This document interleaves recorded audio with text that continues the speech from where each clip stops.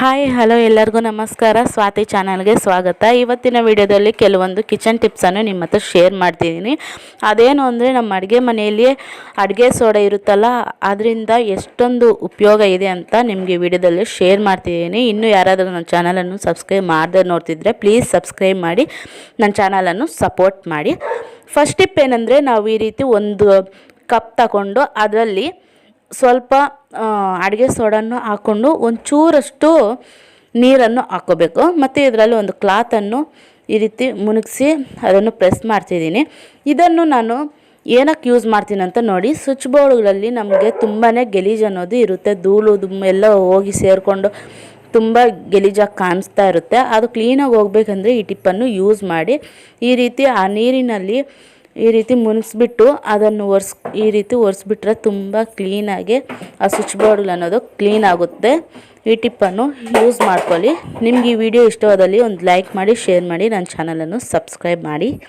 Second tip ಬಂದುಬಿಟ್ಟು, ನಾವು ಈ ರೀತಿ ಲೈಟರು ತುಂಬಾ ಗಲೀಜಾಗಿ ಕಾಣಿಸ್ತಾ ಇರುತ್ತಲ್ಲ ನೋಡಿ, ಈ ರೀತಿ ಮೆರೂನ್ ಕಲರ್ ಬಂದುಬಿಟ್ಟು ತುಂಬಾ ಗಲೀಜಾಗಿದೆ. ಅದನ್ನು ಹೋಗ್ಬೇಕಂದ್ರೆ ಇದೇ ವಾಟರನ್ನು ನಾನು ಆವಾಗಲೇ ನೀರು ಕಲಿಸ್ಕೊಂಡಿದ್ದಲ್ಲ ಅಡುಗೆ ಸೋಡನ್ನು ಹಾಕ್ಕೊಂಡ್ಬಿಟ್ಟು, ಅದೇ ನೀರನ್ನೇ ತಗೊಂಡು ನಾನು ಈ ರೀತಿ ಲೈಟರ್ಗೆ ಚೆನ್ನಾಗಿ ಈ ರೀತಿ ಸ್ಕ್ರಬ್ಬರ್ ತಗೊಂಡು ಕ್ಲೀನಾಗಿ ಉಜ್ಜುತ್ತಾ ಇದ್ದೀನಿ. ನೋಡಿ ರಿಸಲ್ಟ್ ನಿಮಗೆ ಗೊತ್ತಾಗ್ತಾ ಇದೆಯಲ್ಲಿ ಎಷ್ಟು ಕ್ಲೀನಾಗೆ ಬಂದುಬಿಡ್ತಾ ಇದೆ ಅಂತ. ಎಷ್ಟೊಂದು ಗಲೀಜಿದೆ ಅದರಲ್ಲಿ, ಎಷ್ಟು ಕ್ಲೀನಾಗೆ ಬಂದುಬಿಡ್ತಾ ಇದೆ, ನೀವೇ ನೋಡಿ. ಈ ರೀತಿ ಕ್ಲೀನಾಗಿ ನಾವು ಆವಾಗವಾಗ ವಾರಕ್ಕೊಂದು ಸರಿ, ವಾರಕ್ಕೆ 2 ಸರಿ ಈ ರೀತಿ ನಾವು ಕ್ಲೀನ್ ಮಾಡೋದ್ರಿಂದ ತುಂಬ ಲೈಟರ್ ಕೂಡ ತುಂಬ ಶೈನಿಯಾಗಿ ತುಂಬ ಚೆನ್ನಾಗಿ ಕಾಣಿಸುತ್ತೆ. ಆ ಗಲೀಜು ಅನ್ನೋದು ಕೂಡ ಕ್ಲೀನಾಗಿ ಹೋಗ್ಬಿಡುತ್ತೆ. ಈ ರೀತಿ ಒಂದು ಸಾರಿ ಟ್ರೈ ಮಾಡಿ ನೋಡಿ, ತುಂಬಾ ಯೂಸ್ ಆಗುತ್ತೆ. ನೀವು ಬೇಕಾದರೆ ಸ್ಕ್ರಬ್ಬರ್ ಬದಲಾಗಿ ನಿಂಬೆ ರಸವನ್ನು ಹಿಂಡಿಬಿಟ್ಟು ಖಾಲಿ ನಿಂಬೆಹಣ್ಣು ಅದು ಚಿಪ್ಪೆ ಇರುತ್ತಲ್ಲ ಅದರನ್ನು ಕೂಡ ನೀವು ತಗೊಂಡು ಈ ರೀತಿ ಉಜ್ಜಬೋದು. ಇನ್ನೂ ಕ್ಲೀನಾಗೆ ಹೋಗಿಬಿಡುತ್ತೆ, ಒಂಚೂರು ಕೂಡ ಇರೋದಿಲ್ಲ. ನಿಂಬೆ ರಸ ಸ್ವಲ್ಪ ಆದರೂ ಇರುತ್ತಲ್ಲ ಅದರಲ್ಲಿ, ಅದರಿಂದ ಸ್ವಲ್ಪ ಆದರೂ ಇರೋದ್ರಿಂದ ಬೇಗನೆ ಕ್ಲೀನ್ ಆಗುತ್ತೆ.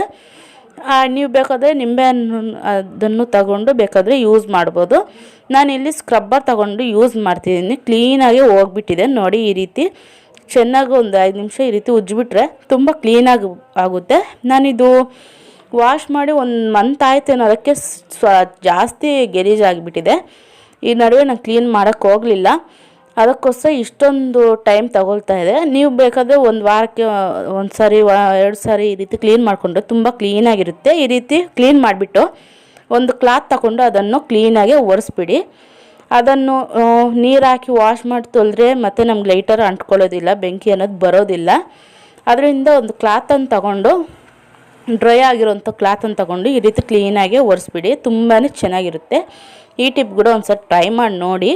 ನೆಕ್ಸ್ಟ್ ಟಿಪ್ ಬಂದುಬಿಟ್ಟು, ನಾವು ಈ ರೀತಿ ತರಕಾರಿ ಅನ್ನೋದು ಜಾಸ್ತಿ ತರ್ತಾ ಇರ್ತೀವಿ. ತಂದಿದ್ದ ಕೂಡಲೇ ನಾವು ಬೇಗ ಫ್ರಿಜ್ಜಲ್ಲಿ ಇಟ್ಬಿಡ್ತೀವಿ. ಫ್ರಿಜ್ಜಲ್ಲಿ ಇಡ್ದಿರ ಫಸ್ಟ್ ಏನು ಮಾಡಬೇಕಂದ್ರೆ, ಫ್ರೆಶ್ ಆಗಿರಬೇಕು, ಜಾಸ್ತಿ ಹೊತ್ತು ಇರಬೇಕು ಅಂದರೆ ಈ ಟಿಪ್ಪನ್ನು ಯೂಸ್ ಮಾಡಿ. ಫಸ್ಟ್ ತಂದಿದ್ದ ತಕ್ಷಣವೇ ನಾವು ಒಂದು ಬೌಲನ್ನು ತಗೊಂಡು ಅದರಲ್ಲಿ ಸ್ವಲ್ಪ ಅಡುಗೆ ಸೋಡನ್ನು ಹಾಕ್ಬಿಟ್ಟು, ಮತ್ತು ನಿಮ್ಗೆ ಎಷ್ಟು ಬೇಕೋ ಅಷ್ಟು, ನಾನಿಲ್ಲಿ 1 ಗ್ಲಾಸ್ ನೀರನ್ನು ಹಾಕ್ತಾಯಿದ್ದೀನಿ. ಅರ್ಧ ಸ್ಪೂನಷ್ಟು ಅಡುಗೆ ಸೋಡಾ ಹಾಕ್ಬಿಟ್ಟು 1 ಗ್ಲಾಸಷ್ಟು ನೀರನ್ನು ಹಾಕ್ತಾಯಿದ್ದೀನಿ. ಇದರಲ್ಲಿ ನಾವು ತಂದಿರೋವಂಥ ತರಕಾರಿಯನ್ನೆಲ್ಲ ಕ್ಲೀನಾಗಿ ಅದ್ರಲ್ಲಿ ಹಾಕ್ಬಿಟ್ಟು ಒಂದು ಅರ್ಧ ಗಂಟೆ ಇಲ್ಲಾಂದರೆ 1 ಗಂಟೆ ಹೊತ್ತು ನೆನೆಸ್ಬಿಡಿ. ಕ್ಲೀನಾಗಿ ನೆನೆಸ್ಬಿಟ್ಟು ಚೆನ್ನಾಗಿ ಅದನ್ನು ಮತ್ತು ಒಂದು ಕ್ಲಾತ್ ತಗೊಂಡು ಅದನ್ನು ಕ್ಲೀನಾಗಿ ಒರೆಸ್ಕೊಂಬಿಡಿ. ಫುಲ್ ಡ್ರೈ ಆಗಿ ಒರೆಸ್ಬಿಡ್ಬೇಕು. ಈ ರೀತಿ ಒರೆಸ್ಬಿಟ್ಟು ಒಂದು ಕವರು ಅಲ್ಲಿ ಹಾಕ್ಬಿಟ್ಟು ಒಂದು ಬಾಕ್ಸಲ್ಲಿ ಹಾಕ್ಕೊಂಡು ನಾವು ಫ್ರಿಜ್ಜಲ್ಲಿ ಇಟ್ಕೊಂಡ್ರೆ ತುಂಬ ದಿನ ನಮಗೆ ತರಕಾರಿ ಅನ್ನೋದು ಚೆನ್ನಾಗಿರುತ್ತೆ, ಫ್ರೆಶ್ಶಾಗಿ ಇರುತ್ತೆ. ಈ ರೀತಿ ನೋಡಿ ಟ್ರೈ ಮಾಡಿ.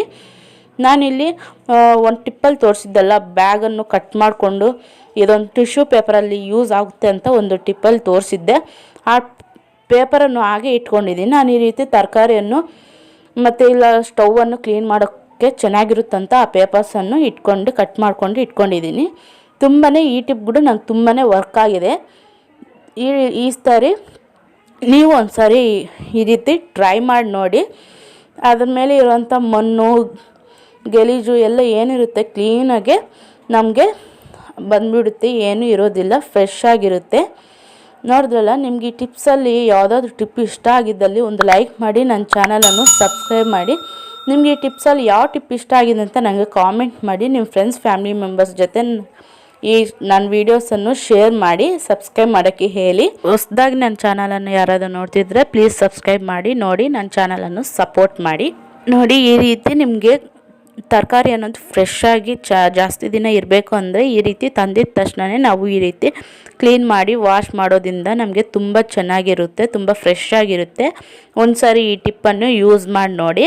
ನೆಕ್ಸ್ಟ್ ಟಿಪ್ ಬಂದುಬಿಟ್ಟು, ಈ ರೀತಿ ಒಂದು ಬೌಲಲ್ಲಿ ನಾನು ಅಡುಗೆ ಸೋಡಾವನ್ನು ಹಾಕ್ಕೊಂಡಿದ್ದೀನಿ. ಅಡುಗೆ ಸೋಡಾವನ್ನು ನಾನು ಏನು ಮಾಡ್ತೀನಿ ಅಂತ ನೋಡಿ. ನಮಗೆ ಈ ರೀತಿ ಫ್ರಿಜ್ಜಲ್ಲಿ ನಾವೇನಾದ್ರು ನಾನ್ ವೆಜ್ ಐಟಮ್ಸ್ ಇರ್ಬೋದು, ತರಕಾರಿ ಐಟಮ್ಸ್ ಇರ್ಬೋದು, ನಾವು ಇಟ್ಟಿರ್ತೀವಿ.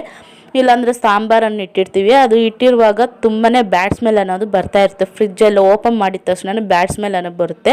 ಆ ಬ್ಯಾಡ್ ಸ್ಮೆಲ್ ಎಲ್ಲ ಹೋಗ್ಬೇಕಂದ್ರೆ ಈ ರೀತಿ ಅಡುಗೆ ಸೋಡಾವನ್ನು ಫ್ರಿಜ್ಜಲ್ಲಿ ಇಟ್ಟರೆ ನಮ್ಗೆ ಆ ಬ್ಯಾಡ್ ಸ್ಮೆಲ್ ಅನ್ನೋದು ಹೋಗೋದಿಲ್ಲ.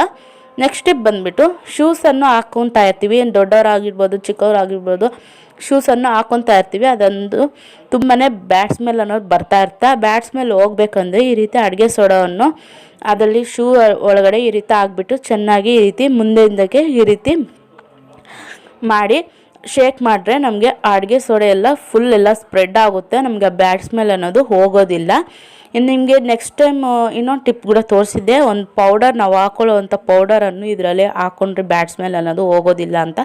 ನಿಮಗೆ 2 ಟಿಪ್ಸಲ್ಲಿ ಯಾವ ಟಿಪ್ ಇಷ್ಟ ಆಗಿದೆ ಅಂತ ಆ ಟಿಪ್ಪನ್ನು ಯೂಸ್ ಮಾಡ್ಕೊಳ್ಳಿ, ತುಂಬಾ ಯೂಸ್ಫುಲ್ ಆಗುತ್ತೆ. ನೋಡಿ, ಈ ಟಿಪ್ಸಲ್ಲಿ ನಿಮ್ಗೆ ಯಾವ ಟಿಪ್ ಇಷ್ಟ ಆಗಿದೆ ಅಂತ ನಂಗೆ ಕಾಮೆಂಟ್ ಮಾಡಿ ನನ್ನ ಚಾನಲನ್ನು ಸಬ್ಸ್ಕ್ರೈಬ್ ಮಾಡೋದು ಮರಿಬೇಡಿ. Thank you.